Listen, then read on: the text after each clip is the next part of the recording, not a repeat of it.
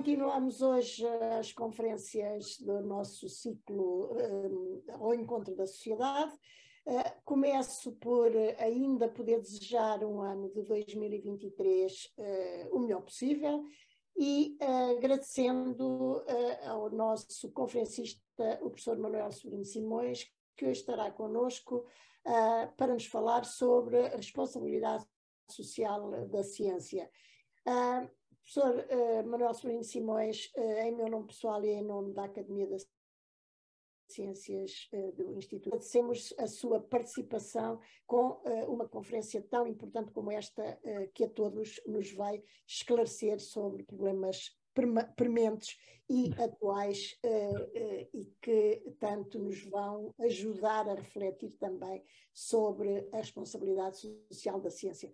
Temos a acompanhar o professor Manuel Sobrinho Simões, e a quem agradeço também, o professor Jorge Gaspar, que apresentará o professor e a conferência, e o professor Filipe Duarte Santos, que nos fará os comentários e partilhará com o professor Manuel Sobrinho Simões de interação e de levantamento, inclusive, de questões e de outros comentários que nos possa querer trazer na sequência.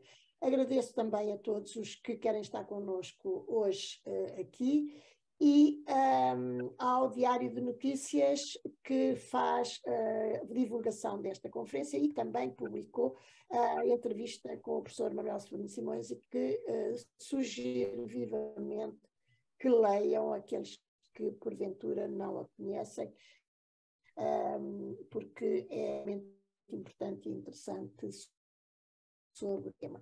Mais uma vez, muito obrigado. Começar, eu daria a palavra ao professor Jorge Gaspar para fazer então a apresentação. Muito obrigado, professora querida confrade Maria Salomé Paes.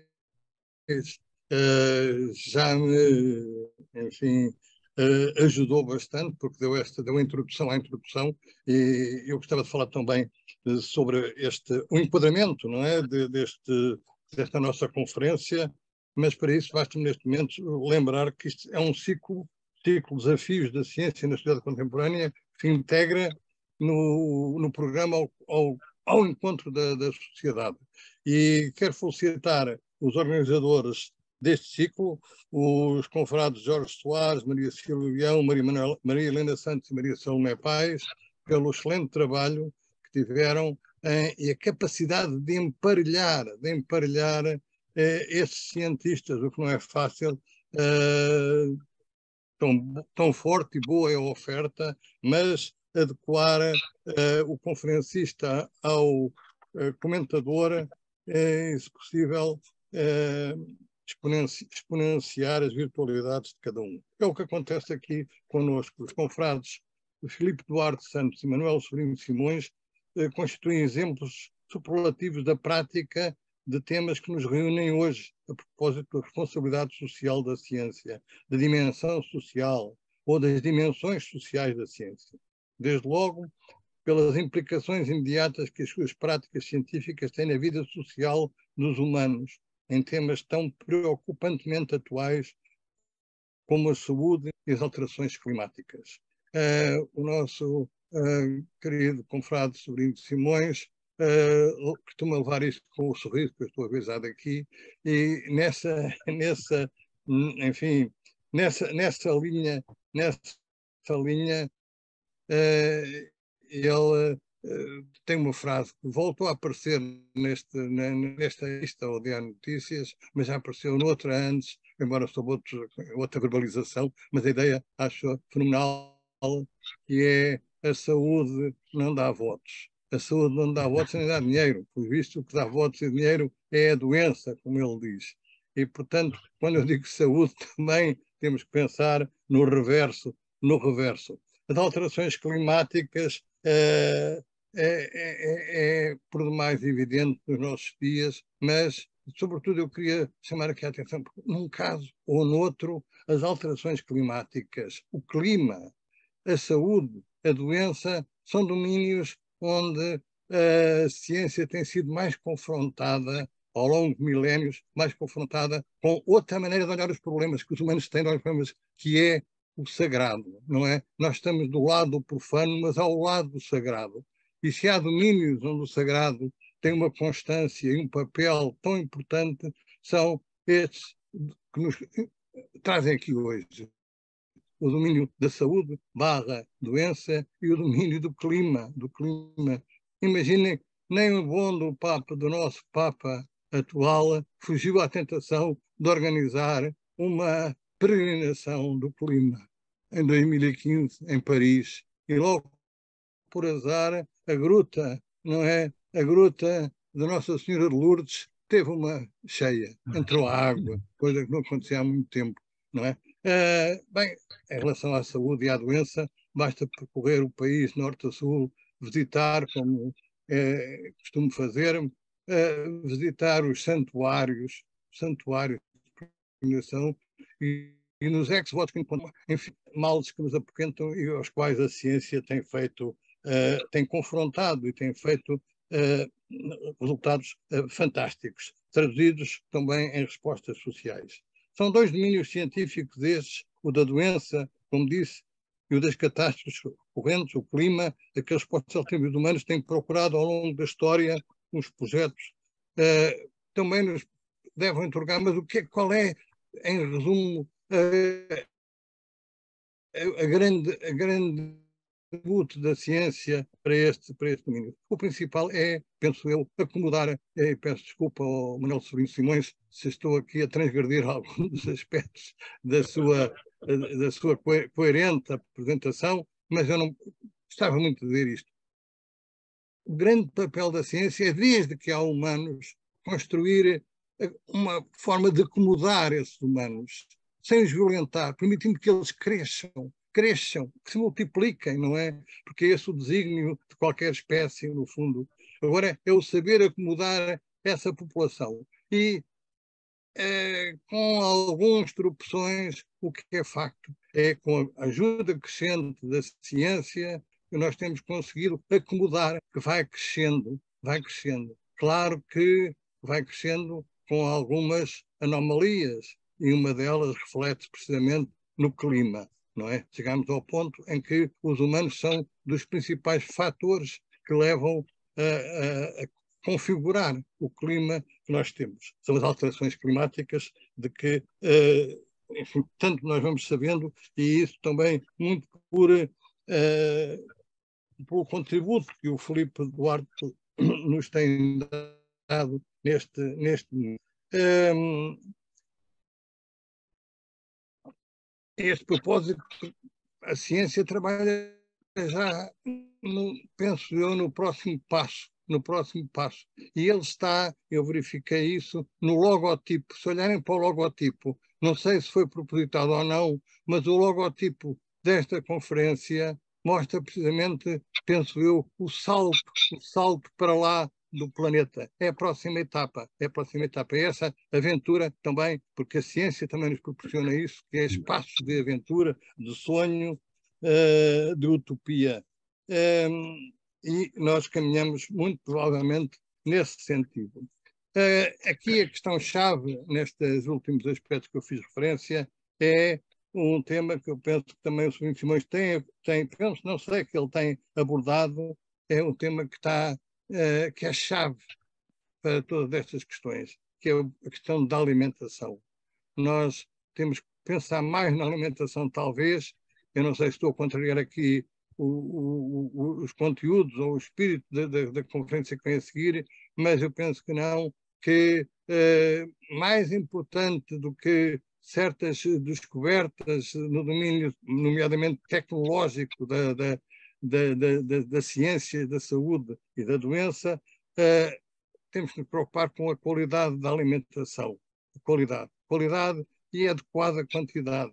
E é isso que penso eu que é um grande desígnio para os próximos tempos. E claro, com isto se articula a questão do clima, que é fundamental e é decisivo para essa resposta do lado da alimentação.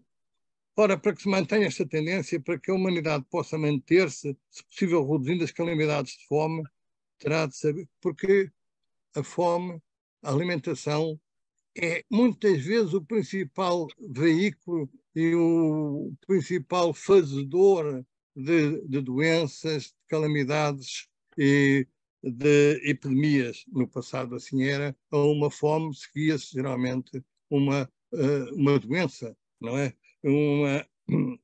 Uma epidemia. Filipe Duarte Santos é um dos principais cientistas mundiais na produção de conhecimento pertinente, quer para a reversão das tendências, quer na formulação de propostas conducentes à redução e mitigação dos impactos. Filipe Duarte Santos é professor jubilado da Faculdade de Ciências da Universidade de Lisboa, diretor do Programa de Doutoramento em Alterações Climáticas e Desenvolvimento Sustentável, presidente do Conselho Nacional do Ambiente e do Ambiente e do Desenvolvimento Sustentável, e vice-presidente da classe de Ciências da nossa Academia das Ciências de Lisboa. Professor, investigador, convidado em inúmeras universidades dos Estados Unidos e da Europa, publicou mais de 150 artigos científicos em revistas internacionais indexadas e tem também uma produção de livros de que o último acabou de sair, tem um ano e tem um tema palpitante e de grande atualidade. Tempo, progresso, crescimento e tecnologia, como é que os humanos e a Terra estão a responder. É editado pela Springer em 2021. Claro que o título está em inglês e não em português, eu traduzi. Sobrinho Simões, um médico, professor emérito da Universidade do Porto, especialista em diagnóstico e investigação em cancro, fundador e diretor do Instituto de Patologia e de Imunologia Molecular da Universidade do Porto, que tem um acrónimo complicadíssimo, neste caso é mais fácil dizer todas as palavras, não é? E desde a sua criação em 1989, fundadora do Instituto de Investigação e Inovação em Saúde da Universidade do Porto. Também é críptico, enfim, no seu acrónimo, mas assim já se percebe o que é e a sua importância e relevância. É secretário-geral e presidente da Sociedade Europeia de Patologia, desde 1989 a 2001, tendo criado centros da Escola Europeia de Patologia em vários países. Presidiu ao Conselho Nacional dos Centros Académicos Clínicos de 2015 a 2021 e presidiu ao Conselho de Curadores da Agência de Três Ases, que, no fundo, certifica novos cursos e avalia, e foi, então, aí o presidente do Conselho de Curadores de 2017 a 2021. É administrador não executivo da Fundação de Serralves e membro do Conselho Social da European Anti-Poverty Network. Estas duas dimensões, a cultural e a social, dizem muito, muito, muito da personalidade e dos interesses e do papel do nosso orador. Trabalhou sempre, foi ele que colocou isto aqui assim, também dá uma questão interessante, trabalhou sempre em regime de dedicação exclusiva. Eu queria ainda dizer, porque, enfim, me entusiasmei a procurar dizer alguma coisa que fosse menos conhecida e encontrei uma coisa fantástica. A mim, geógrafo, que me tocou bastante e que acho que isto marca as pessoas. Eu digo isto por a questão também do meu lado. Eu nasci onde é hoje a minha faculdade e sempre lá vivi praticamente. Estive ausente 6 anos, foi o tempo que levou a construir a faculdade. Campo Grande, a minha horta era aquela pelousa, aquele relevado da Universidade de Lisboa. Imaginem como eu fiquei contente quando soube que o nosso sobrinho Simões tinha vivido grande parte da vida, nasceu quase e viveu num sítio que tem um nome fabuloso, que é Lameiros da Asprela. Lameiros da Asprela. E depois, não contente com isso, fazia umas sortidas ali ao Jardim da Arca d'Água. E continua a fazê-lo, penso eu. E temporadas, além disso, depois saía. Ele, diz ele mesmo que não quis ausentar-se muito do país, então eu diria, nem do Porto, ele já fez aqui uma menção a isso, ao norte, talvez, não perder o norte, não se quis desnortear, foi isso, e então, temporadas onde? Aroca, fim de semana em Âncora, Vila Praia de Âncora, não é? E férias em Moledo, melhor nortenho podíamos aqui ter, mas sobretudo, que é o que me impressiona mais, que lugares, que sítios, que toponímia. Esta toponímia marca uma pessoa, com certeza, e marca nomeadamente naquilo que é uma das características de Sobrinho de Simões, que é o bom humor. Já aqui demonstrou que nós vamos apreciar ao longo, certamente, da sua conferência, e isso reproduz nas suas entrevistas, em muitas coisas que ele diz, como, algumas parecem botados, mas não, são sérias, como, por exemplo, ele dizer ao jornalista que não sabe nada do que é isso dos números da pandemia que nos assolou. Eu não sei disso. Eu percebo que sabe, tanta gente o afirma permanentemente, as coisas mais dispas ou disparatadas, conforme queiram, e eu percebo que uma personalidade como ele diga que não sabe, não é? E então, posto isto, vamos então aprender, espero que bastante, com Sobrinho de Simões. Tem a palavra. Muito boa tarde e muito obrigado, professor Jorge Gaspar.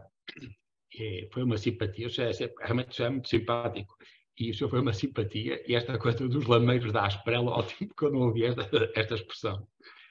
Eu tenho imenso gosto de estar cá, por todos os motivos, e é verdade que a organização, os 4 organizadores, a professora Maria Salomé Paz, o Jorge Soares, a Maria Cecília Leão e a professora Helena Santos, fizeram um programa estupendo. Aquele texto, eu de resto vou usar um slide até aquela meia página, está excepcional. E eu aprendi também muito e foi o que me balizou. E é verdade também. Eu sou um tipo, eu de resto já tinha dito aqui ao professor que eu estive até agora de bata, estive a fazer diagnósticos e depois agora tirei a bata e vim para aqui. Eu sou faço diagnóstico de cancro, sou um anatomopatologista. E é verdade que ao ser ensanduichado entre o professor Jorge Gaspar e o professor Filipe Duarte Santos, é uma falta de caridade, porque o meu mundo é um mundo muito limitado pela anatomia patológica. E como vão ver, eu vou-me refugiar um bocadinho nas ciências da saúde, porque sei realmente muito pouco do resto. E, portanto, a primeira coisa que eu acho muito engraçada a organização, como organizaram este ciclo, e não é por acaso que, se repararem na parte terminal do ciclo, nós estamos agora aqui nas últimas 5 sessões, eu estou apanhado aqui com a responsabilidade social da ciência, mas está muito bem, no fundo, incorporada na integridade, na comunicação, na educação e nos limites da ciência. E, portanto, eu sei que aquilo que vou dizer hoje tem alguma coisa a ver com o que se disse na última sessão e tem muito a ver com o que virá a seguir.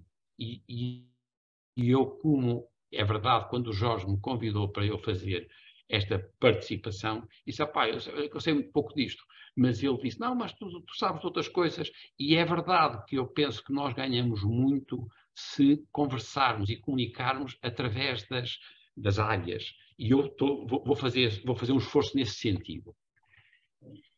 É engraçado que eu, talvez por ser um médico, e não sei, e sou muito mais um docente que outra coisa, sou mais sensível às perguntas como e para quê do que a pergunta porquê. Eu sei que há muitas pessoas que têm outra ideia, eu sou muito marcado por isto. E também é verdade que, quando eu estava a pensar isto, eu pensei, não, nós vamos discutir a responsabilidade dos indivíduos, e aqui, em primeiro lugar, os cientistas, mas é verdade que estamos a meter aqui os outros cientistas, os outros que não são cientistas, vamos pensar que são indivíduos. E, por outro lado, também, no fundo, a responsabilidade das organizações, das comunidades. E esta minha ideia tem muito a ver com essa minha perguntas sempre ligadas com o como e para quê, numa lógica de responsabilidade social da ciência. E é isso que eu vou tentar fazer. Eu sou muito marcado pelaquela ideia de que eu achava que o mundo as pessoas tinham feito o mundo, depois com a idade percebi rapidamente que o mundo fazia muito mais as pessoas do que a pessoa ao mundo, quer dizer, esta seta era errada, porque esta aqui devia ser maior e mais grossa, e que havia aqui uma quantidade enorme de incerteza, e eu adoro lidar com a incerteza, mas foi a razão porque eu não quis ser um clínico, sendo um médico, não quis ser um clínico, porque, no fundo, me refugiei na anatomia patológica, é na fuga da incerteza. Eu tenho a certeza que nós permanentemente temos uma incerteza que é, por um lado, centrípeta e, por outro lado, centrífuga. Isto tem muito a ver com, de resto, é muito interessante que o professor Jorge Gaspar já falou nisso, por exemplo, quando nós vamos depois discutir o clima e vamos discutir a alimentação, nós vamos perceber como isto está por um lado centrípeto e por outro lado centrífugo. E isto está-nos permanentemente em presença. E por outro lado, também é verdade que para mim nós temos sempre nós temos os dois pontos, que são uma espécie de dois polos, o individual e o coletivo, e por outro lado, a gente pode de alguma maneira simplificar falando aquilo que é a árvore e o que é a floresta, um bocado sendo a árvore a pessoa e a floresta o mundo. Eu estou a referir isto porque nós, felizmente, entre a pessoa e o mundo, nós temos uma pancada de coisas, mas muitas. E, portanto, há muitas, no fundo, estruturas intermédias. E eu estou cada vez mais interessado nestas estruturas intermédias. E, portanto, é claro que como patologista, eu tenho que fazer diagnósticos na Dona Rosa, ou no Sr. Silva, ou no Sr. Simões. E o mundo interessa-me, enfim, interessa, mas é um bocado longe de mim. O que me interessa são estas estruturas intermediárias. E estas estruturas intermediárias são aquilo a que eu chamo, em geral, os quintais. E é muito engraçado que é o que a gente também vai hoje discutir a propósito da responsabilidade. A responsabilidade, às vezes, é da pessoa, mas muitas vezes essa responsabilidade social são destas estruturas intermédias. Eu já agora, e também é um parênteses, eu estava a começar a pensar, por que raio é que eu não meti aqui nem partidos, nem Portugal? Porque realmente, se repararem, nem os partidos, nem os países, sobretudo de natureza democrática, os anéis concêntricos não têm a ver nada com os países e os partidos. E, portanto, muito mais importante, se nós estamos a pensar em termos de responsabilidade social, mais do que os partidos ou os países, nós temos que pensar nas pessoas por um lado e depois as estruturas onde elas se organizam em comunidades.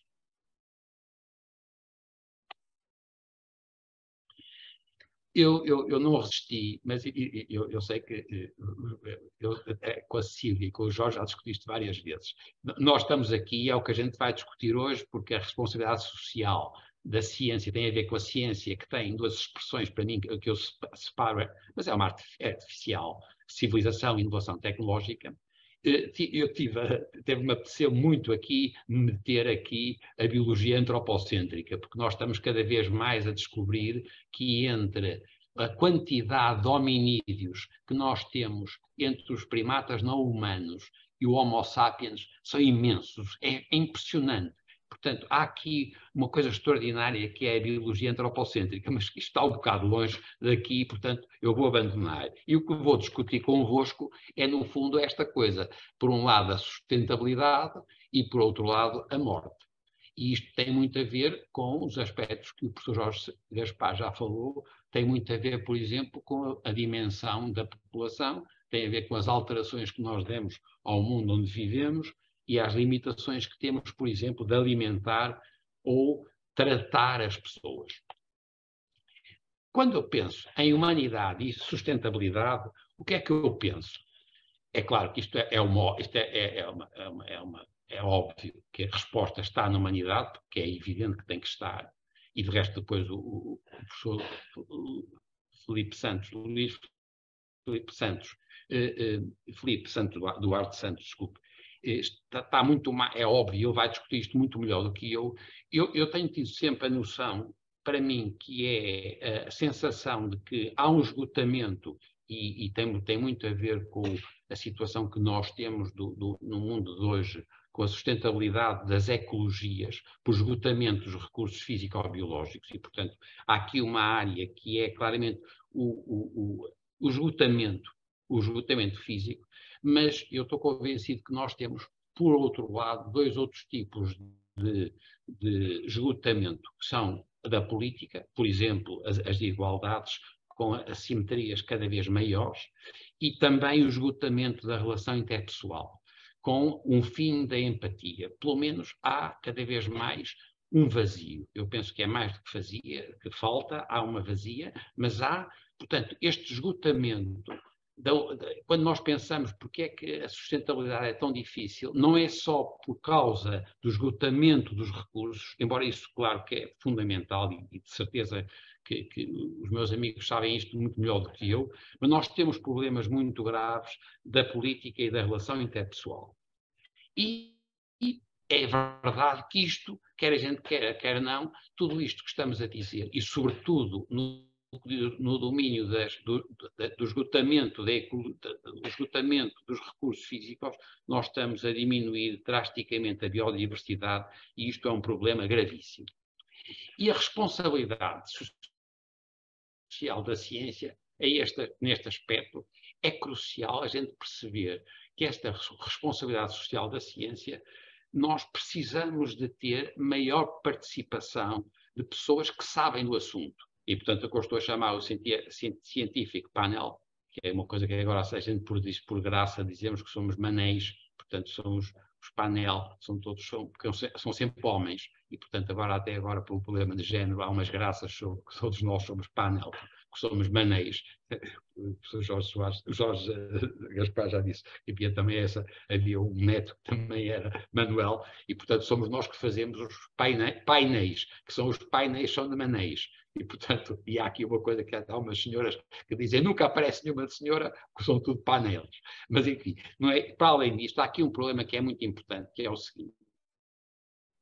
Nós temos que perceber cada vez mais, sem ser, eu não penso que isto deva ser, esta responsabilidade social não é para que sejam os cientistas e os técnicos e os profissionais que se substituam aos políticos. Mas nós temos cada vez mais a sensação de que os políticos e os tipos que de alguma maneira mandam nisto, eles são insensíveis aos argumentos e eles têm que prestar mais atenção aos aspectos científicos de base. E, portanto, se forem sérios e tiverem maior capacidade de perceber as opiniões dos tais painéis científicos, eles passarão a fazer menos promessas que não conseguem depois cumprir.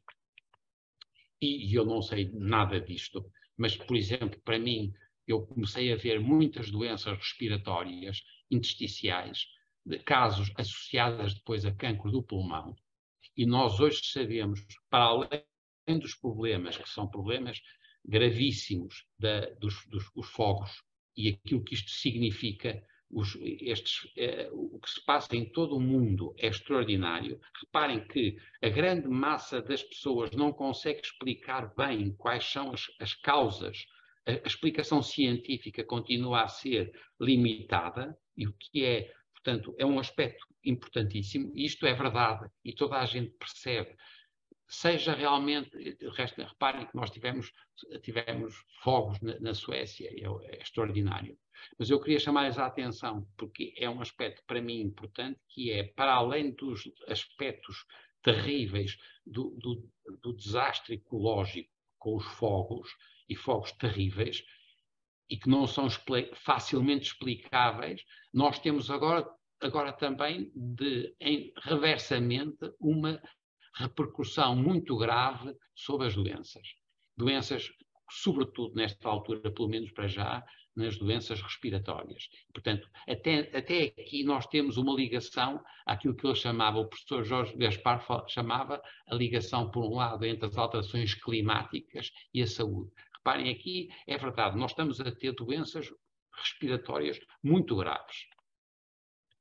E o último aspecto deste pequeno grupo de coisas é esta ideia de que nós não temos, em relação ao COP, o professor Jorge Gaspar também, eu também fui ver o que era, que é muito estúpido, mas é Conference of Parties, que eu não sabia, porque achava que está aí COP, e é Conference of Parties, o O é de off.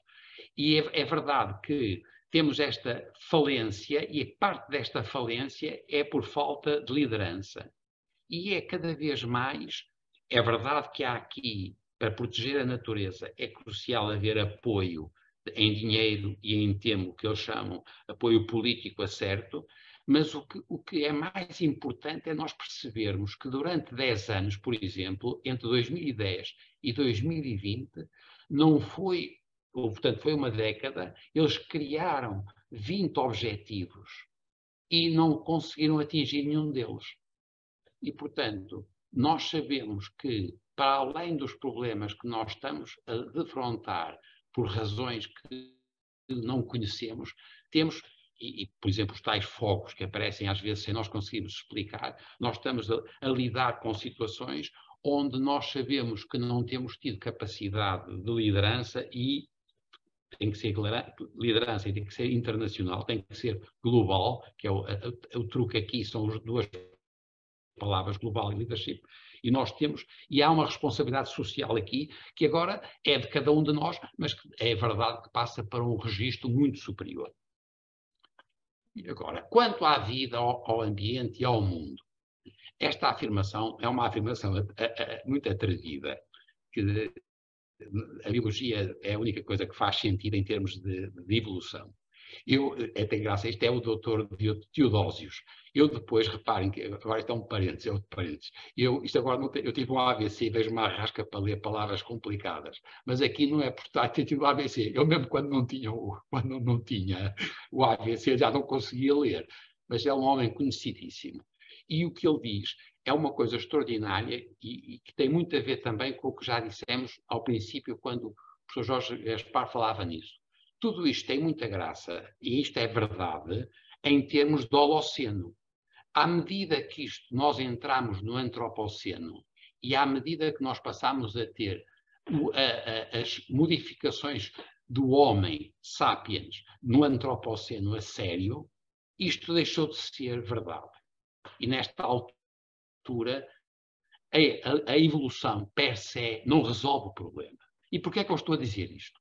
Estou a dizer porque este é um livro muito bom do Sapolsky, Robert Sapolsky, que é o comportamento. E os 3 pilares da evolução do comportamento são a seleção individual, a seleção de parentesco e o altruísmo recíproco. Isto é pacífico. E agora reparem, se isto é verdade que isto é bom para a espécie humana. Mas não é fácil fazer comunidade. Cada vez menos. Cada vez é mais difícil fazer comunidades. Como também é difícil evitar guerras. E, infelizmente, eu já tinha feito este slide antes desta guerra começar, e temos isto. E porquê é que eu estou com esta coisa? É porque o indivíduo, nesta altura, no Antropoceno, perante aquilo que nós temos, com que nós temos que viver, o indivíduo, de facto, isto é péssimo para o indivíduo e muitos indivíduos são péssimos. E é daí que tem graça a referência do professor Jorge Gaspar, que tem muita graça, que é a ideia do sagrado, que não tem a ver com a religião, mas é verdade, o ser humano, de facto, tem qualquer coisa de sagrado. E ainda por cima, nós viemos todos do ovo, que é uma coisa que é... Todos nós estamos aqui e viemos de um ovo. É um bocado envergonhante que a gente viemos todos do ovo. Mas é verdade que esse é o aspecto que ele está a falar do sagrado. Eu estou a falar de uma outra, é que no Antropoceno a espécie humana é um bocadinho ordinária. Eu peço desculpa, mas é verdade. E eu não pude, fiquei muito sentido quando percebi que em 2022 tinham morrido 2 pessoas que eu considerava extraordinárias, o James Lovelock e Bruno Latour. São são realmente dois cientistas geniais. Morreram ambos em 2022. É muito interessante porque James Lovelock mostrou muitíssimo bem a ideia de que isto... Nós, os seres humanos, nós e os outros, e entre os outros nós temos os vírus que nem sequer são seres vivos. Nós e a humanidade, nós somos um único. Portanto, isto é impressionante, e é impressionante, nós vamos voltar a isto, porque eu penso que o problema dos vírus em relação à responsabilidade social da ciência cada vez está mais ligada hoje, por razões circunstanciais também, por causa das vacinas, etc., às infecções víricas, mas que para mim, para além desta ligação entre o Jim Lovelock, há aqui uma outra ligação muito interessante, que é entre o Bruno Latour, entre a natureza e a cultura. Eu vou rapidamente passar por aqui, mas acho que para mim é muito importante, porque ele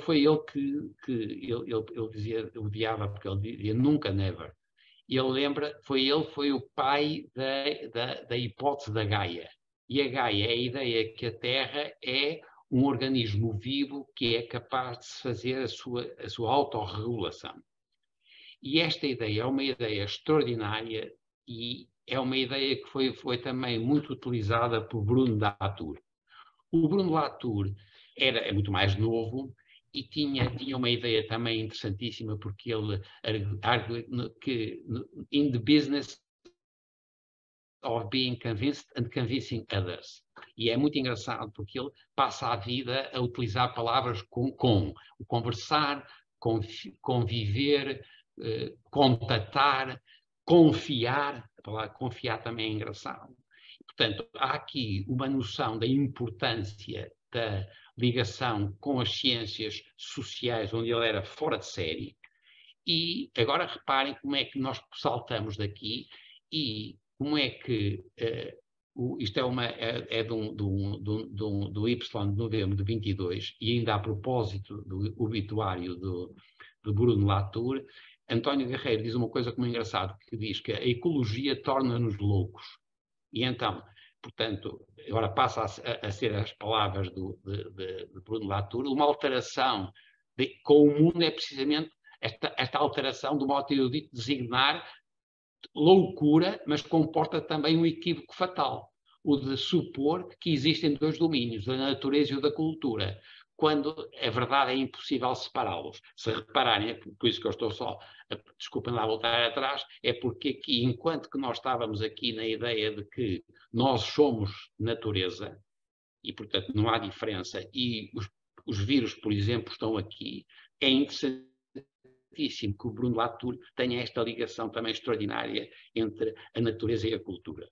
E já agora, para terminar, eu não resisto a dizer uma coisa que eu achei muita graça, que é o professor Steve Woolgar, que é professor emérito de Linköping, eu não posso começar a dizer nomes difíceis, porque o ABC isso é que é horrível, mas é da Suécia, e tem muita graça, porque ele é professor emérito ele é professor emérito de Ciência e Tecnologia na Suécia, e por estranho que pareça, é professor emérito da Universidade de Oxford, e é o professor emérito de Marketing. Reparem que é extraordinário. Como é que nós temos a mesma pessoa que é a ciência e tecnologia e depois é de marketing. E ele conta uma história que eu acho uma história deliciosa.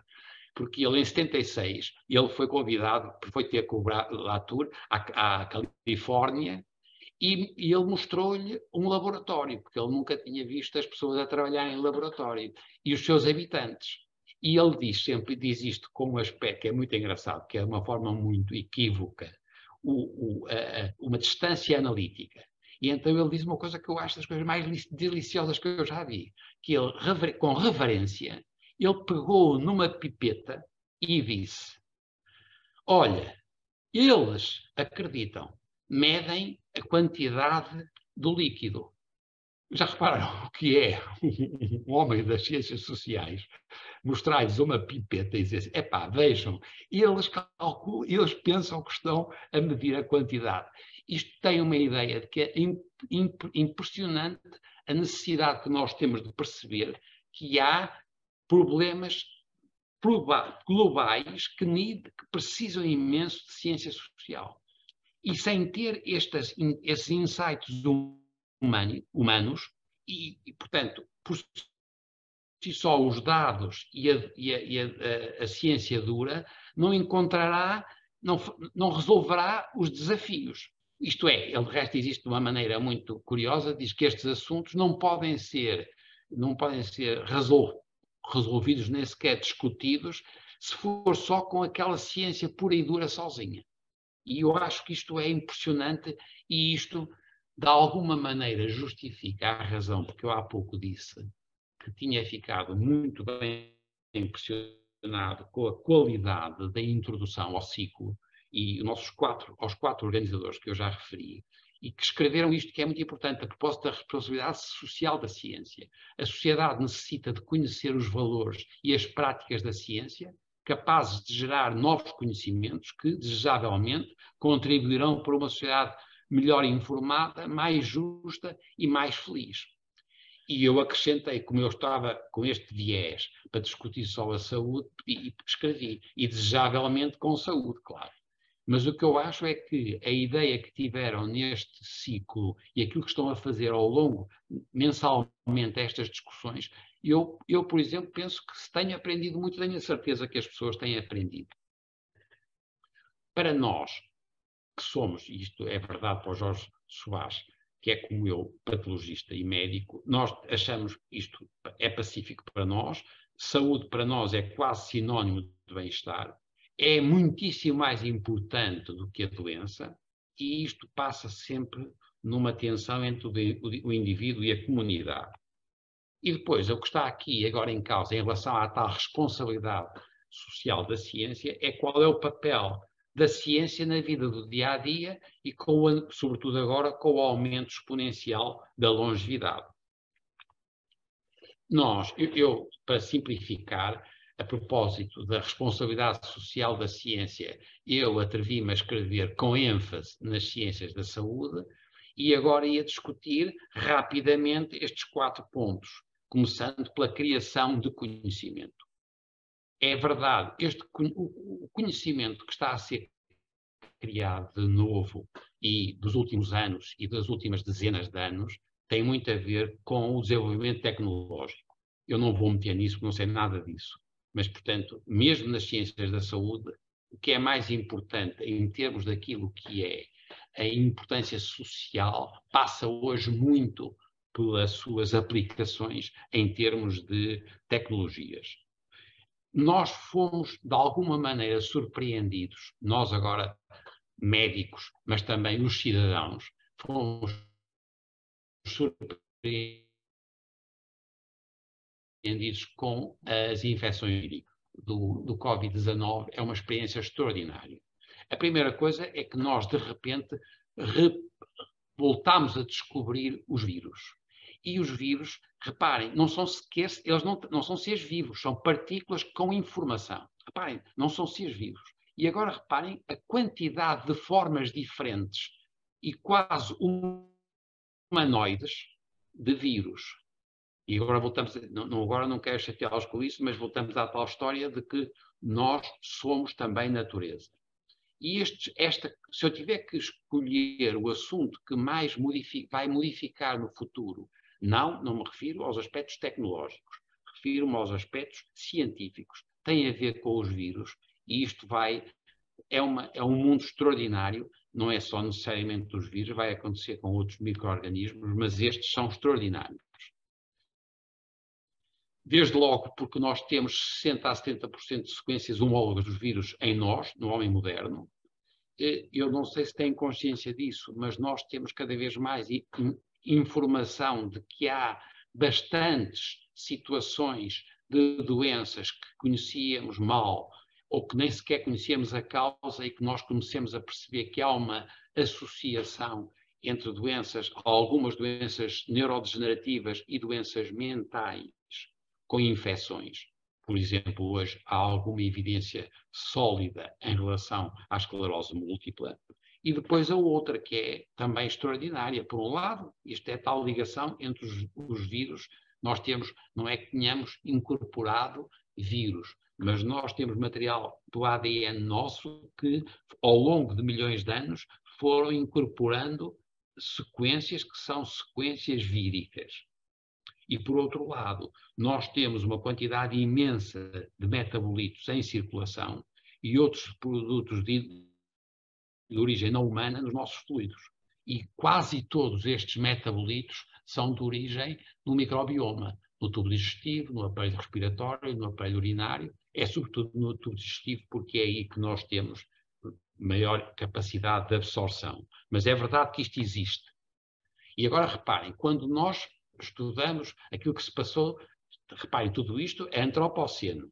Na Idade Média, nós tivemos, da Idade Média até o século XXI, nós, se pensarmos em doenças cardiovasculares, cancro, doenças neurodegenerativas e outras doenças civilizacionais e emergentes, e estou a pensar agora concretamente nas pandemias, tudo isto se passou nos últimos 80 anos. Reparem que é extraordinário. O que também significa que, se isto aconteceu nos últimos 80 anos, o problema não são os genes, mas sim a metagenómica, o microbioma, a composição dos nossos micro-organismos que connosco vivem e o comportamento. E aqui, de novo, reparem, não é por acaso que eu escolhi 3. A educação, a alimentação e o estilo de vida. Agora, claro, exponenciados pela longevidade. Isto tem uma importância brutal, porque aumenta imenso a responsabilidade social. Se fossem os genes, nós não tínhamos problema nenhum, porque a culpa era dos genes. Epá, não são os genes. Nós temos a ver com o microbioma, e o microbioma, em parte, é genético, em parte, é metagenómico, mas depois temos, sobretudo, o comportamento. E os comportamentos têm a ver com a educação, a alimentação, o estilo de vida e, hoje em dia, claro, com a longevidade. Eu não vou muito tempo, não temos muito tempo, mas eu queria muito chamar a atenção para que o microbioma reparem que isto tem 10 anos. O conhecimento que nós temos do microbioma tem 10 anos, 11 anos. E é o que a gente descobriu sobre as causas, a importância, em todos os domínios, são extraordinários. E reparem, eu não vou discutir agora porque não sei nada disto, mas, por exemplo, em tudo quanto tem a ver, por exemplo, com doenças imunológicas e tem a ver com o autismo, por exemplo, há hoje uma evidência muito grande sobre a importância do microbioma, quer na saúde, quer na doença. Eu, como patologista, interessa-me particularmente o tubo digestivo, porque é no tubo digestivo que nós temos o microbioma que melhor conhecemos e é mais importante, e é onde nós encontramos uma ligação entre o aumento do risco de cancro, entre o aumento deste mito de cancro do tubo digestivo, com a idade e agora reparem, criámos até aquilo que a gente chama um neologismo, inflammaging, porque é o neologismo, que é uma situação em que nós, por um lado, temos a inflamação, que é crucial, e com a idade. Nós passamos a saber que nós, permanentemente, quando temos situações que são potencialmente causadoras de cancro, nós temos situações pró-inflamatórias crónicas.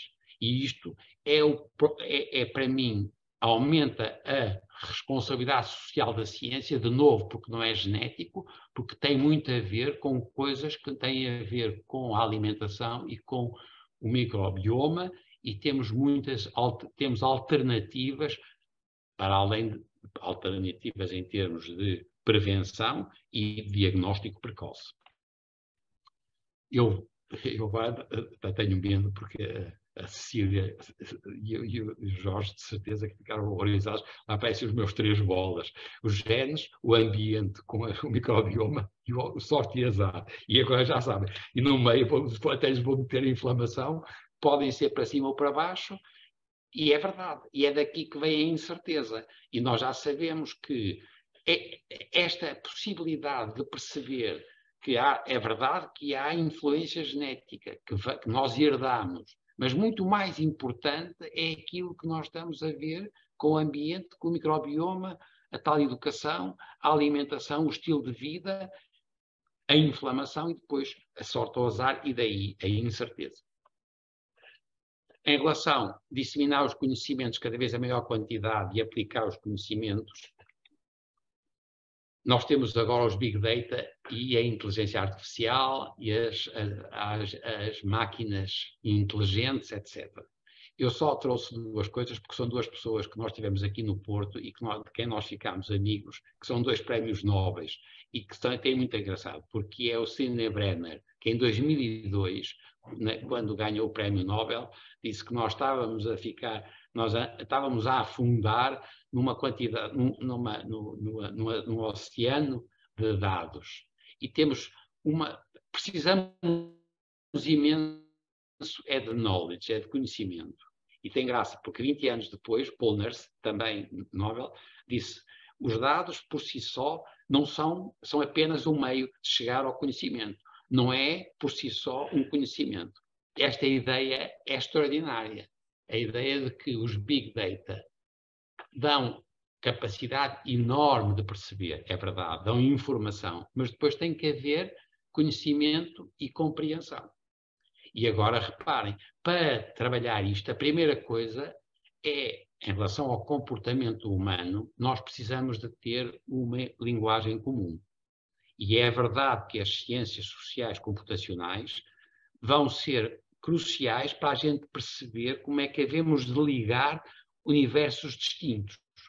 Eu estou a chamar-lhes a atenção disto porque trouxe aqui um político. Este senhor é um político que também foi já médico e já foi... Desculpem, este senhor já foi médico e já fez... foi médico cientista e é um político e é um autarca e portanto, foi vice-presidente de Taiwan. E é a propósito da ideia de que nós temos que ter uma ligação entre disciplinas diferentes, ele faz aqui uma coisa muito engraçada, que é o benchwork e public service. Portanto, ele faz, a ideia de podermos utilizar a responsabilidade social pode aumentar se nós, porventura, pudermos meter em relação a pessoas que têm lugares de chefia, quando eles têm treino ou têm ligação a áreas que são mais próximas da tal ciência. E reparem também um aspecto que é importantíssimo, que é a sua experiência como governador, deve passar cada vez mais atenção às fases iniciais das doenças. O truque não é tratar muito bem quando a pessoa está numa fase terminal. Eu sei que dá muito mais dinheiro, infelizmente, mas é crucial a gente perceber o valor do diagnóstico precoce, a prevenção primária e secundária e o que é que se pode ganhar porque a pessoa teve uma formação científica. A aplicação para mim é óbvia, são os desenvolvimentos tecnológicos, a robótica, as nanotecnologias, a bioengenharia, a inteligência artificial, sabem isto melhor do que eu não temos tempo para discutir isto, mas eu tenho a certeza que isto vai ter uma importância social brutal e implica responsabilidade social. Para já, nós temos logo um primeiro problema para mim, que é a inteligência artificial, e é isso que depois vamos discutir a seguir, e das máquinas inteligentes. Porque nós temos aqui problemas que podem ser aquilo que, por exemplo, o Harari pode levar a uma cisão entre a inteligência e a consciência. Para mim, para além destes aspectos éticos ou morais, para mim é mais a importância de ter controle da qualidade dos dados. Portanto, até que eu tenho a certeza que nós, com a inteligência artificial, nós vamos aumentar imensa capacidade de perceber, mas que temos que ter muito cuidado se articularmos isso com a transição digital e a quantidade de dados, nós podemos começar a criar realidades com erros e dados errados de base. Como é que conseguimos melhorar a melhoria humana? E nós, já sabem, pelo amor de Deus, não é no renome, é através da relação entre a pessoa e o mundo. Não é através do genoma. É verdade, reparem, os cientistas, isto já tem 6 anos, os cientistas podem editar embriões humanos. É verdade, podem, mas em minha opinião não devem. E é muito engraçado, de novo, voltando à responsabilidade social da ciência.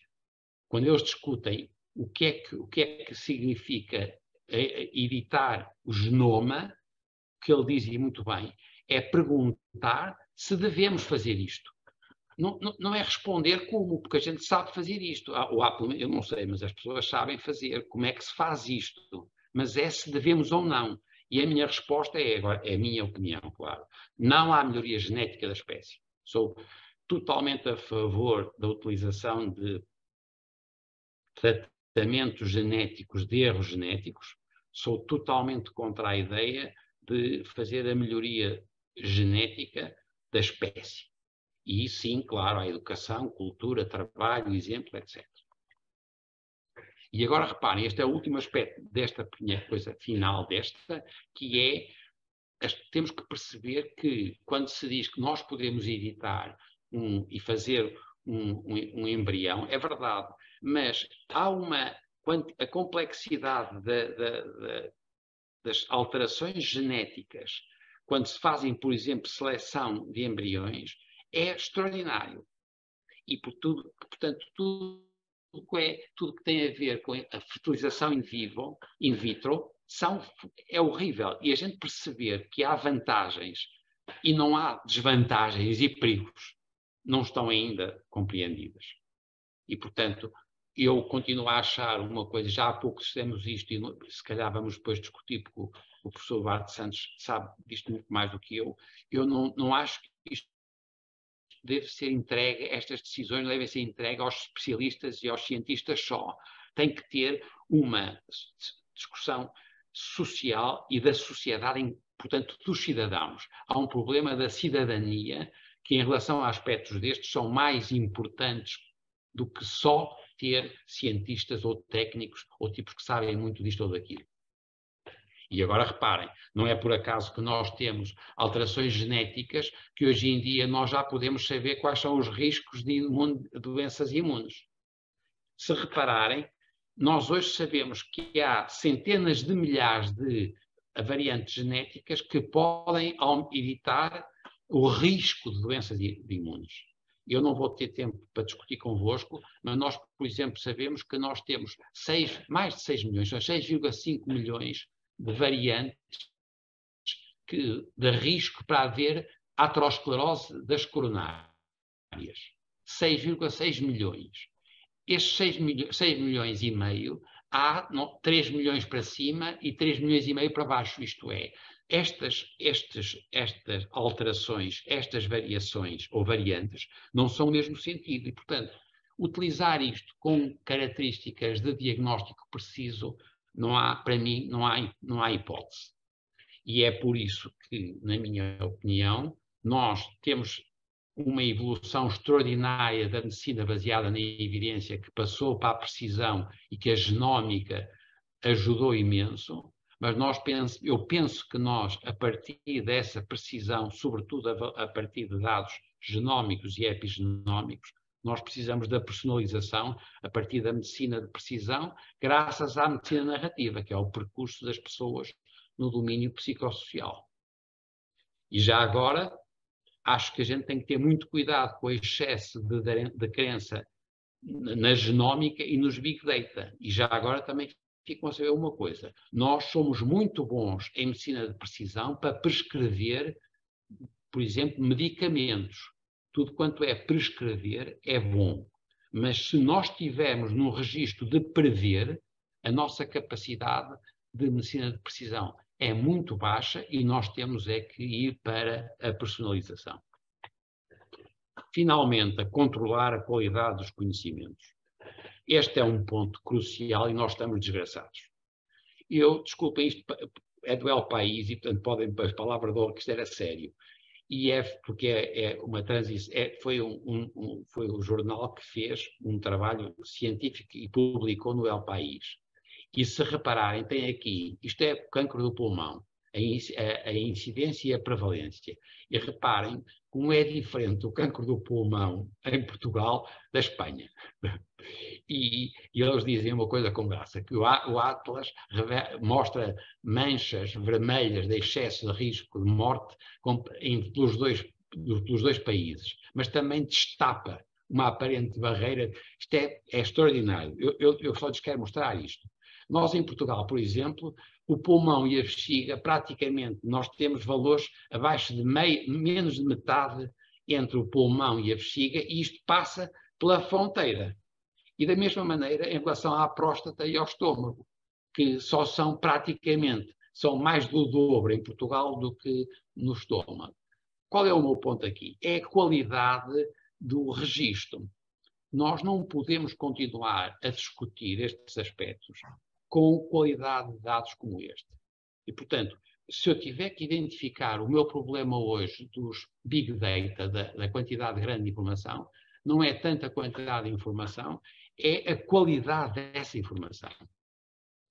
E já agora Um outro ponto é o problema da inteligência artificial, que está a aumentar problemas, crises gravíssimas de reproducibilidade na ciência. E porquê? Porque, eles dizem, reparem, eles dizem isto uma coisa muito engraçada, porque é que as pessoas não perceberam que quando começaram a verificar a legitimidade das máquinas inteligentes, já têm imensos problemas. Têm 3 tipos de problemas. Eu também, já agora, ficam a saber, sei pouco disto, mas fui rever estes assuntos e revi o melhor que pude. E nós temos 3 problemas. O primeiro, temos situações onde o que nós dizemos da clínica não é de forma alguma semelhante ao que dizem a máquina inteligente que diagnostica. Depois, um outro problema, independentemente de acertarmos ou não, é qual é a avaliação dos custos para a sociedade dos falsos positivos e dos falsos negativos, que também é outro problema. E, finalmente, o que é que me assustou mais quando agora comecei a trabalhar nisto? Tentei a ler, não foi a trabalhar, foi a ler.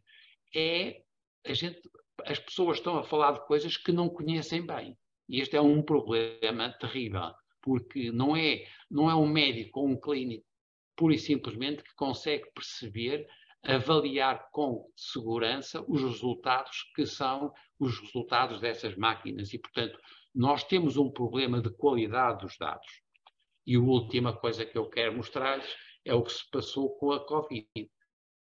Nós temos pessoas com Covid, porque realmente é envergonhante, mas é assim.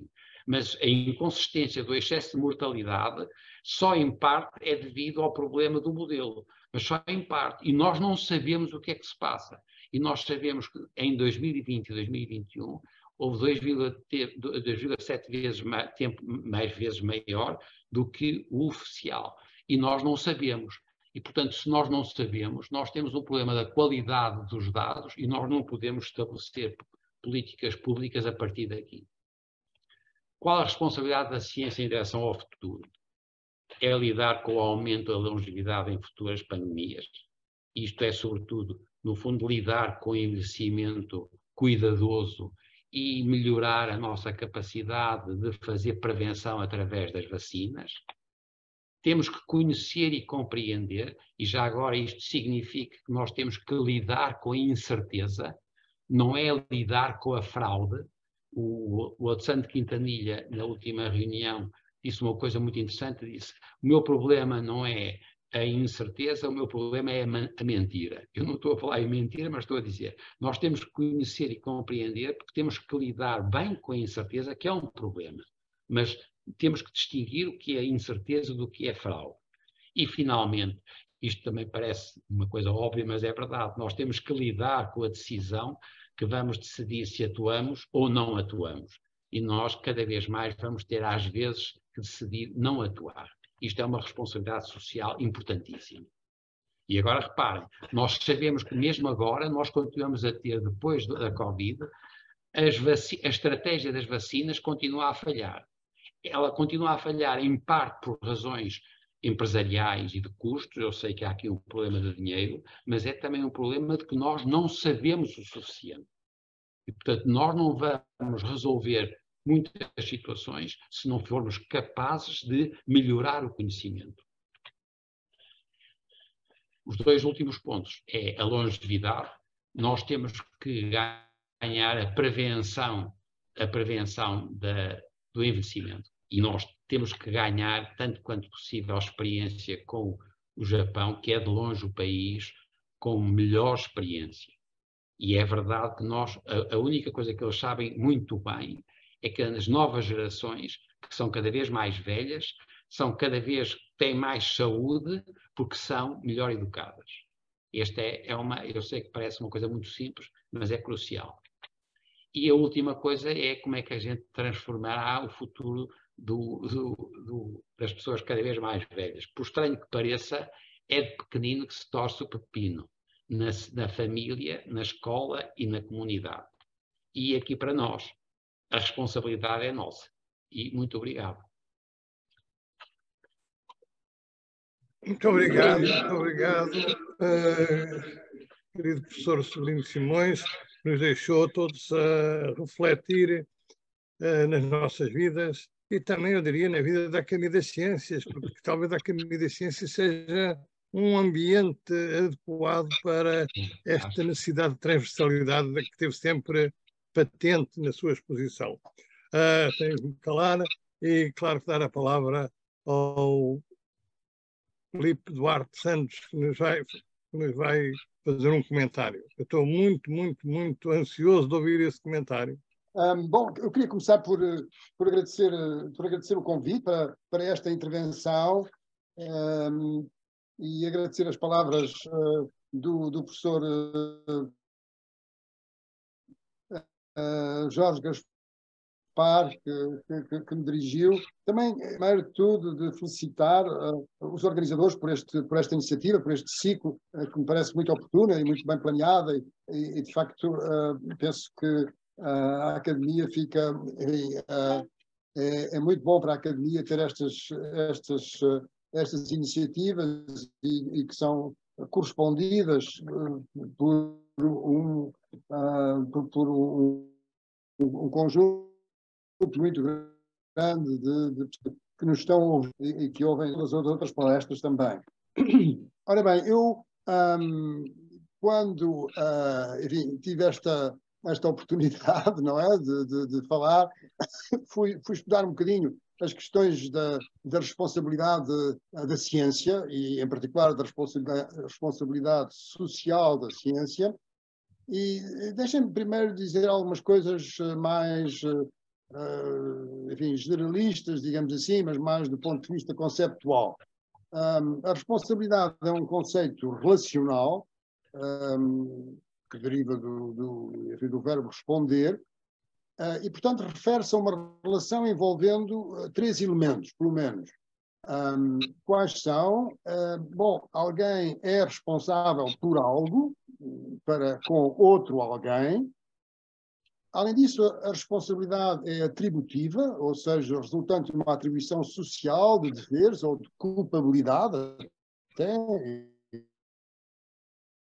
enfim, em certos casos, para uma pessoa ou conjunto de pessoas. Bom, e depois há outra coisa que é muito importante, é saber o que é a ciência. Isto enfim, não vamos aqui assim, isso seria um debate enfim, que seria extenso, mas enfim, a ciência é uma investigação institucionalizada ou não, que se desenvolveu ao longo da história da civilização humana e que consiste em pensar, e agora aqui é que é um ponto que me parece importante, em pensar independentemente dos objetos dessa investigação. Quer dizer, quando a pessoa está a procurar criar conhecimento, está a fazê-lo independentemente do objeto dessa sua investigação. E depois é que vêm, enfim, as possibilidades de aplicar esse conhecimento desta ou daquela maneira, mas no fundo tem a ver muito com a curiosidade humana em relação, enfim, a tudo o que se passa à nossa volta. Bom, e ainda outro aspecto é que, por ciência, devem-se entender todas as ciências, todas as várias ciências, incluindo as ciências humanas. Bom, agora outra questão que é muito importante com as questões da responsabilidade é aquela que se coloca e que é aquela que surge e que é a seguinte. Analisar a responsabilidade da ciência é saber se a ética e se a moral condiciona ou não a ciência. E, por outro, se a ciência é, de alguma forma, baseada na ética e na moral. Portanto, isto são questões muito gerais que penso que são importantes. Não estou de modo nenhum a dizer que são mais questões filosóficas, mas acho que é interessante do ponto de vista conceptual mencioná-las. Portanto, este é um aspecto, mas depois há o aspecto da divulgação da ciência, da pessoa estar disponível para divulgar o que faz, para intervir, não é, na sociedade, etc. E, finalmente, ainda há outro aspecto que me parece muito importante, que é o princípio da falsificação, proposto por Karl Popper, e que é uma forma de demarcação da ciência da não-ciência, uma vez que hoje em dia sabemos que existem muita pseudociência, coisas que de facto não são que não são uma atividade científica. E este princípio da falsificação, o que nos diz é que para que uma teoria seja considerada científica, deve poder ser testada e, concebivelmente, enfim, pode-se conceber, provada como falsa. Portanto, no fundo, só é ciência se houver a possibilidade de aprovar como verdadeira ou falsa. Portanto, digamos que as teorias científicas e as conclusões científicas e os resultados científicos estão sempre suspensos, não é? Suspensos de... evidentemente, há certas coisas que estão muito bem estabelecidas, mas as coisas que estão na fronteira estão suspensas de haver reprodutibilidade, e o professor Sobrinho Simões referiu isso, os problemas da reprodutibilidade em ciência hoje em dia, e, portanto, serem provadas como verdadeiras ou falsas. E deixem-me mencionar, enfim, porque sou um físico notável, o Richard Feynman, que dizia: if it disagrees with experiment, it's wrong. In that simple statement is the key to science. Não é? Quer dizer, portanto, se algo está de acordo com a experiência ou com a observação, adicionaria eu, está errado. Não é? Enfim, há que alterar os pressupostos, há que alterar, enfim, os conceitos, a teoria. E isto é a chave daquilo que é a ciência. Portanto, enfim, eram estas coisas que eu gostaria de dizer, enfim, de início. Depois também, em relação à responsabilidade de um cientista perante a sociedade, enfim,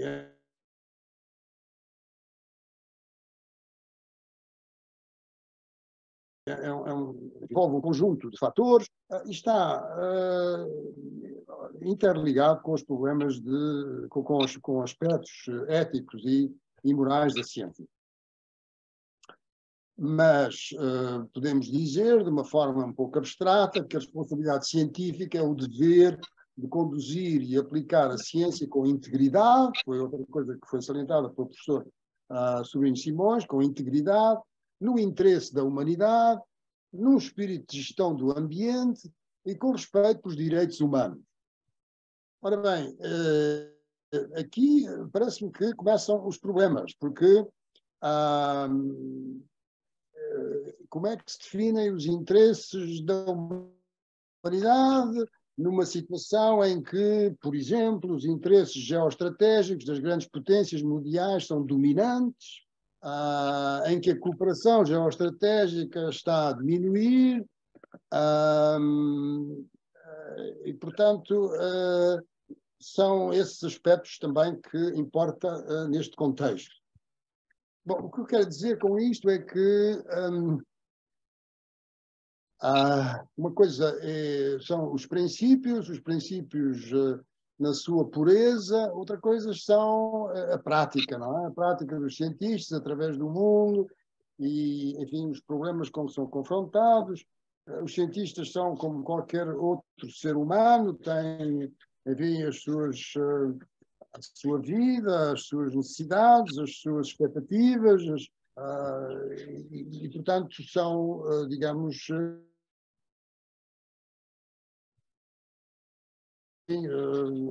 essas solicitações e que existem para todos nós, não é? Portanto, esse aspecto parece-me bastante importante. Agora, indo propriamente àquilo que o professor Sobrinho Simões nos disse, extremamente interessante e uma súmula realmente muito inspiradora sobre estes assuntos, e que realmente mostra a importância que estes assuntos têm hoje em dia.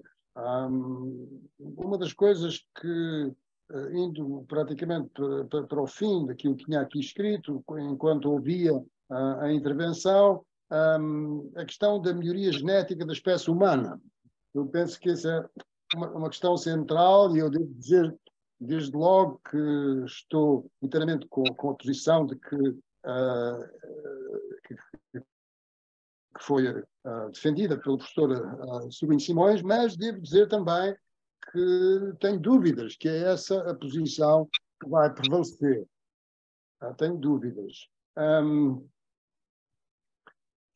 Mas agora, indo propriamente a vários aspectos da intervenção que tivemos e que foi realmente extremamente inspiradora e que agradeço muito, enfim, pessoalmente, porque me esclareceu em muitos pontos interessantes.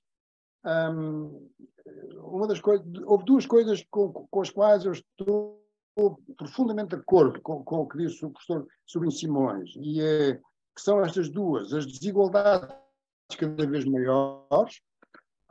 Isso aí, assim, é realmente um facto, é perturbante, é muito perturbante. As desigualdades são cada vez maiores, quer dizer, as pessoas que têm, enfim, fortunas absolutamente gigantescas, que são extremamente consumidores de recursos naturais, e que, comparado com o resto da população humana, enfim, não há comparação possível. A disparidade, não é? De consumo de recursos e de poluição, de pegada, se quiser, pegada ecológica. Portanto, esse aspecto é muito perturbante e penso que é uma das... é talvez a principal, eu diria a principal dificuldade da sustentabilidade. E enfim, já tenho escrito sobre isso. Penso que é a principal dificuldade da sustentabilidade. E a outra coisa que disse e que também estou inteiramente de acordo é a questão da relação interpessoal. A questão de que estamos cada vez com uma comunicação que não é pessoal. No passado, nós comunicávamos pessoalmente com as pessoas. Evidentemente, também se escreviam cartas, mas grande parte da comunicação interpessoal era feita presencialmente. Hoje em dia, não. Hoje em dia, estamos, a maior parte das pessoas, a utilizar para a nossa comunicação com os outros os meios que nos permitem, os meios digitais, não é? Os vários tipos de meios digitais que temos ao nosso dispor, incluindo o telemóvel, o computador, etc., através dos mails, dos SMS, etc. Portanto, esse contacto humano que existia no passado está a perder-se. Portanto, estamos a entrar num outro tipo de relação interpessoal e eu tenho dúvidas de que estejamos bem conscientes de quais vão ser as consequências desta mudança muito acentuada. Depois houve outra coisa que disse, que aí tenho as minhas dúvidas. Os políticos deviam dar mais importância aos aspectos científicos dos problemas. Eu estou inteiramente de acordo com isto. Mas o que acontece é que há certos aspectos que a ciência nos comunica, nos informa, que se conduzissem à ação, iam diminuir as oportunidades dos eleitores nas democracias votarem nesses políticos. E, portanto, o problema não é tanto os políticos, mas nós próprios. Quer dizer, nós próprios como eleitores. Não é o professor Sobrinho Simões em si. Não sou eu, não é o professor Jorge Gaspar, não é cada uma das pessoas que está aqui entre nós. É o problema da multidão, não é? Quer dizer, é o problema dos eleitores, do país, não é? E vou dar um exemplo concreto, e que é, enfim, da área em que faço investigação. Desde há 50 anos que 80% desde há 50 anos, que 80% das fontes primárias de energia são combustíveis fósseis, ou seja, carvão, petróleo e gás natural. E reparem que estes 80% têm crescido de uma forma muito, muito acentuada, não é? Quer dizer, portanto, não são 80% de um bolo fixo, é de um bolo que está sempre a crescer. Mas é sistematicamente 80%. E desde, digamos que, desde 92, criou-se a tal Convenção Quadro das Nações Unidas para as Alterações Climáticas e depois, a partir de 94, houve a primeira COP, não é? A COP, agora a COP do clima, e também a biodiversidade, que é um problema fundamental e que foi muito bem apresentado e descrito e salientado pelo professor Sobrinho Simões. Mas agora a COP do clima em 4, e portanto desde 94 até agora tivemos 27 COPs e essa tal percentagem de 80% mantém-se intacta. Mantém-se intacta. Quer dizer, se um extraterrestre chegasse à Terra e lhe contássemos isto, ele dizia, mas então vocês reconheceram o problema há tanto tempo e está aí tudo na mesma? Não é? Está tudo na mesma, quer dizer, o que é que, apesar de todo o esforço que se tem feito, apesar de uma enorme boa vontade de muitas pessoas, no sentido da transição energética. Bom, então, mas porquê? Porquê que é assim? Bom, é assim porque o mais importante para as pessoas é a sua expectativa de melhoria das condições de vida, de bem-estar, de prosperidade económica, e para isso é preciso consumir energia, é preciso consumir cada vez mais energia, porque há grandes disparidades, lá está, voltamos à questão das disparidades, das desigualdades. Bom, e para fazer isso, precisamos de fontes de energia, fontes que são, de facto, as mais acessíveis, e muitas vezes aquelas que têm um preço menor são os tais combustíveis fósseis. Portanto, somos nós, quer dizer, somos nós é que, nós todos, mas quer dizer, nós todos mesmo em sentido geral, quer dizer, a população humana profundamente afetada pelas desigualdades, porque se considerássemos só os países mais desenvolvidos, os países da OCDE, se quisermos, esses estão num caminho, numa trajetória que é muitíssimo mais sustentável que todos os outros e, portanto,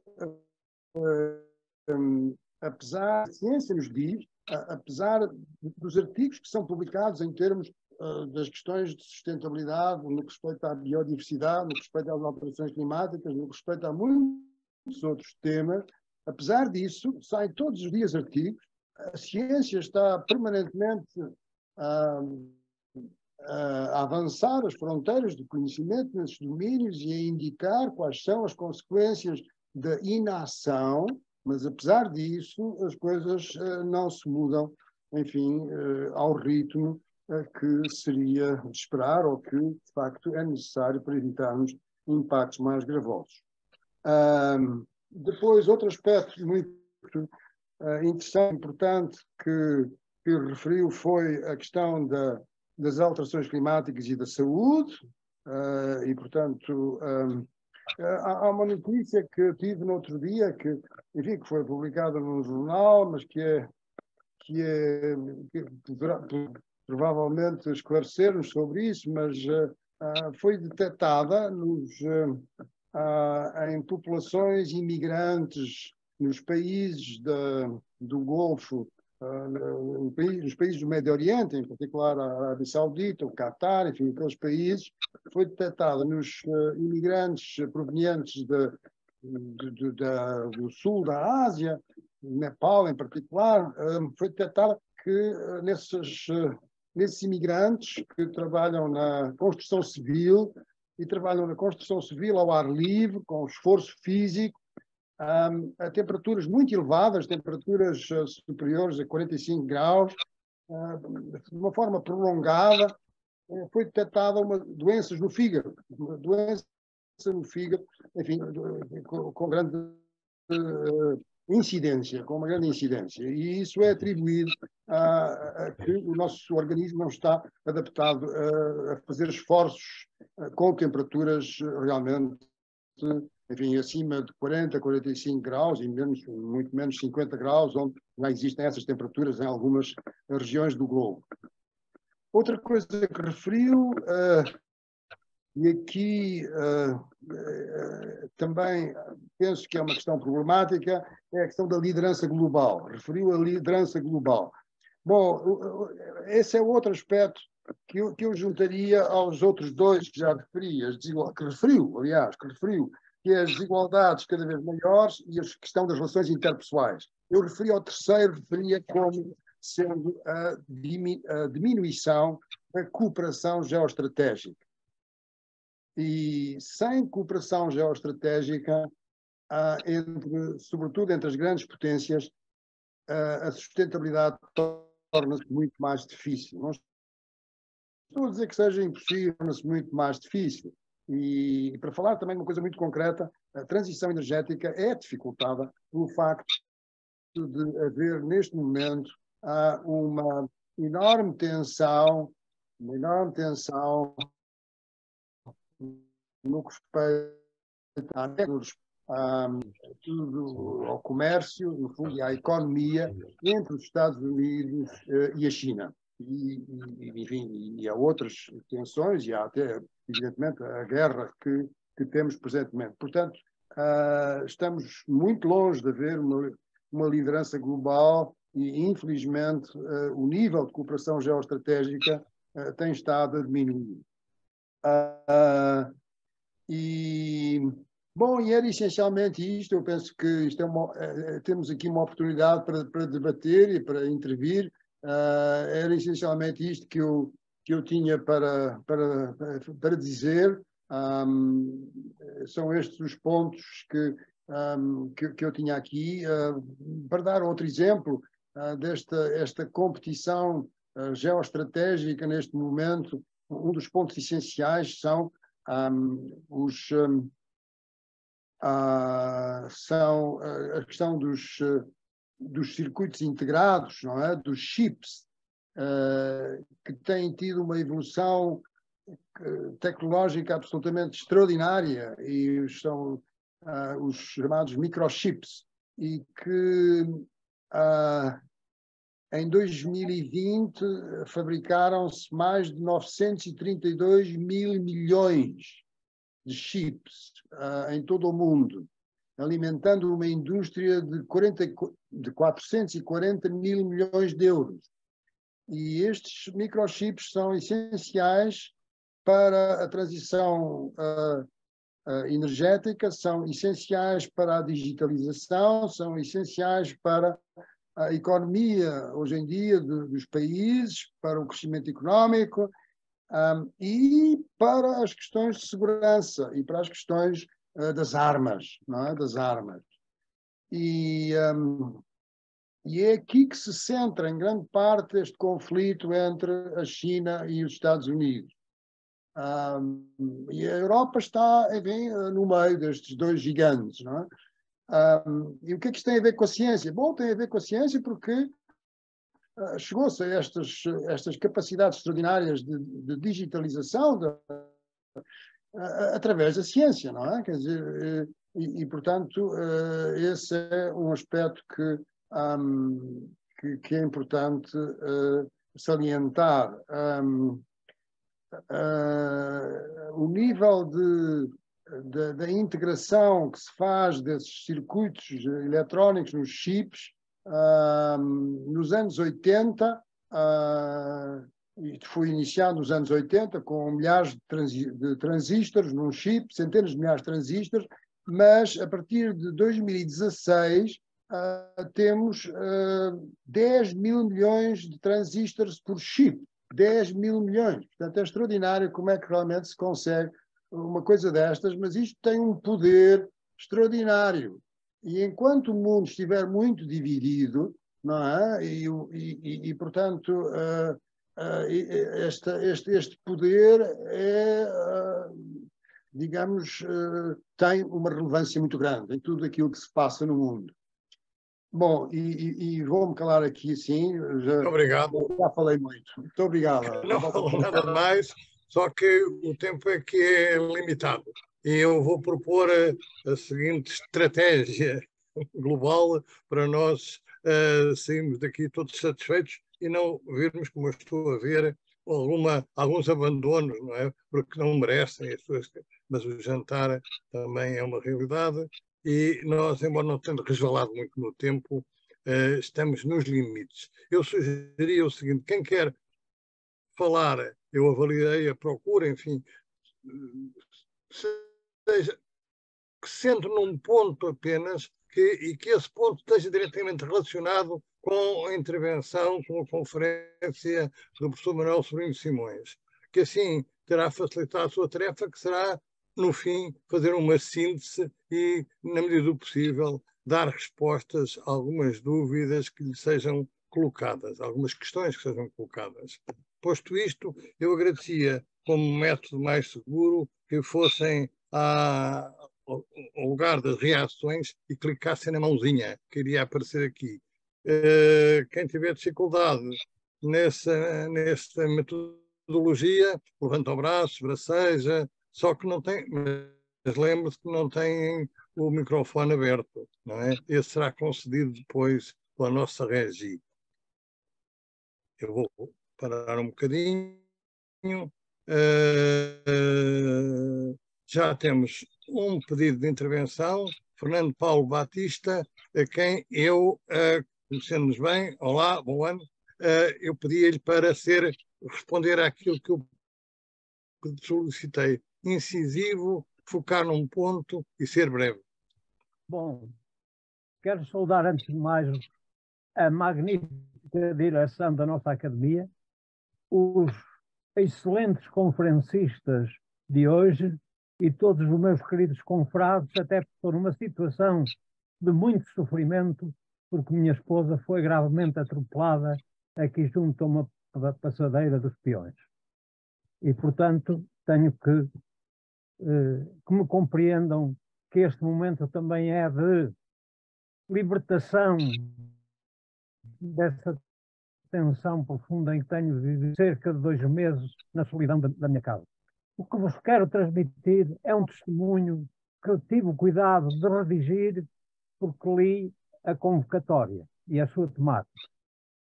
O universo inteiro, com todas as suas variantes materiais e imateriais, constitutivas da nossa condição humana, está inseminado e implantado na misteriosa e incalculável fundura dos nossos mais profundos e fecundos abismos espirituais, desde o encantamento jubiloso até à tristeza enigmática, acabrunhante, esmagadora e alucinatória, desde a alegria esfuziante, eufórica, convivial e festiva, até à silente solidão meditativa, elaborativa, criativa e moduladora, musical, poético-literária, arquitetónica, pictórico-escultórica e artística em geral, hermenêutico-explicativa, filosófico-antropológica, teológico-religiosa, epistémico-científica, técnico-tecnológica. E creio que esses pontos já tocaram alguns dos desenvolvimentos dados por a primeira intervenção do nosso querido confrade. Mas porque, ao longo da vida, com particular e recorrente empenhamento e ênfase nesta fase outonal da nossa maturidade, só poderemos perspectivar a concepção do mais belo e mais novo projeto de cidadania humanista, intercultural e universalista à escala de Deméter, à escala planetária, o projeto de uma humanidade cada vez mais culta, mais adulta, mais plural e eticamente mais humana e integradora, onde todos possam conceber e executar em harmoniosa e colegial orquestração a maravilhosa partitura da construção da grande catedral planetária de uma sociedade mais séria, mais justa, mais fraterna, mais culta e mais adulta, se esse projeto for, como se infere da sua essência onírica, sonhadora, que todos nós desenvolvemos, só pode defluir, como efetivamente flui, do território humano do sonho e da utopia, e dos reinos metafísicos do divino e do sagrado, e, consequentemente, dos virtuosos e transcendentes princípios e valores do amor à vida e à saúde, do belo, do bem e da justiça, centrada na igualdade, na paridade e na equidade, da verdade e da sabedoria, da liberdade, da responsabilidade, do respeito, do rigor, da fraternidade, da solidariedade, da transparência, da autenticidade, da verticalidade, da frontalidade, da coragem, da indignação e da denúncia profética, de par com a simplicidade, a humildade, a piedade, a tolerância, a misericórdia, a prudência, a fortaleza, a temperança, a fé, a esperança, o diálogo polifónico, o multiperspectivismo, o multilateralismo, a harmonia, a paz e o amor universal. Muito obrigado, Paulo Batista. Estamos todos solidários com essa solidão. E acho que foi bom ouvi-lo de novo e participar na nossa academia, nos nossos trabalhos académicos. Mas temos que dar agora a palavra a outros. Se estiver de acordo, eu passo a palavra ao Tiago Marques. Imensamente grato por o momento que me deram. Imensamente grato e comovido. Boa noite, caros colegas cientistas. Eu não faço parte aqui do grupo, que já vi que é um grupo que se conhece bastante entre si. Eu vim pelo tema em si, porque achei particularmente interessante o tema da responsabilidade social da ciência. Eu sou um cientista, sou biólogo, trabalho fundamentalmente na parte da análise estatística de dados, mas sou biólogo de formação base. E aquilo que eu gostava de colocar aqui ao painel, digamos assim, se alguém quiser comentar, era, num contexto, nomeadamente das alterações climáticas, cuja palestra, a segunda intervenção do professor Filipe Santos foi aqui focada, aliás, eu sou da FCUL, tal como ele, até que ponto é que, numa situação como a que estamos a assistir hoje em dia, em que vivemos efetivamente numa emergência climática, fará sentido aos cientistas intervirem ativamente na sociedade, se acharem que assim o devem fazer, através, por exemplo, de ações de desobediência civil não violenta para tentar alertar uma sociedade, políticos, corporações e outros, digamos, stakeholders nos processos de decisão, de que vivemos uma situação verdadeiramente desesperante no que diz respeito a esse tema.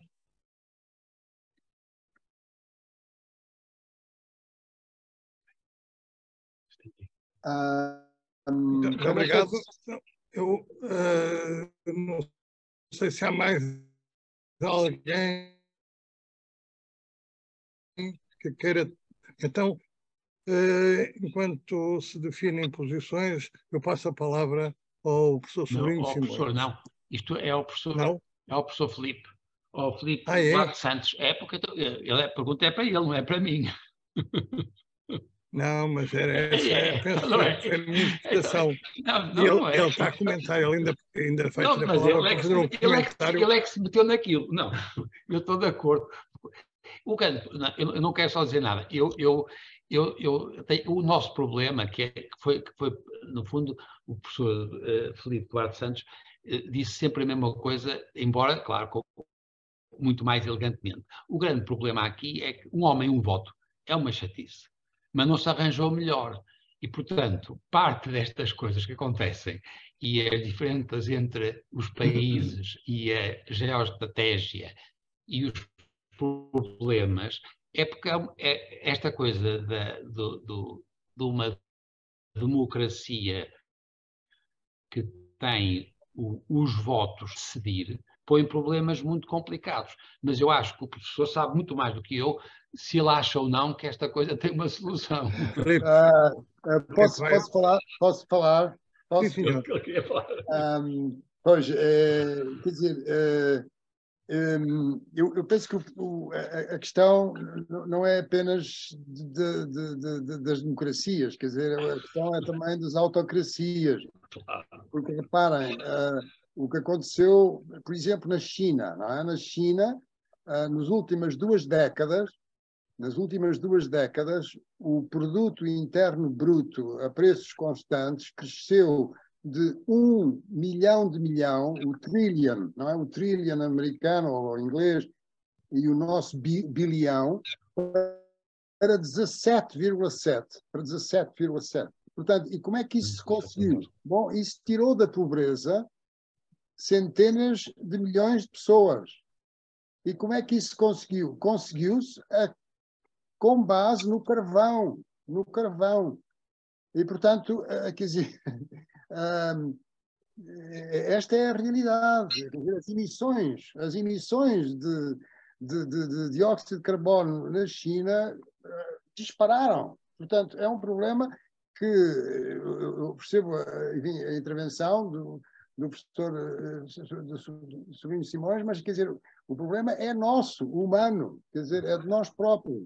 Quer dizer, mesmo para além do sistema político em que estamos. Mesmo para além do sistema político em que estamos. Estou a dar a minha opinião.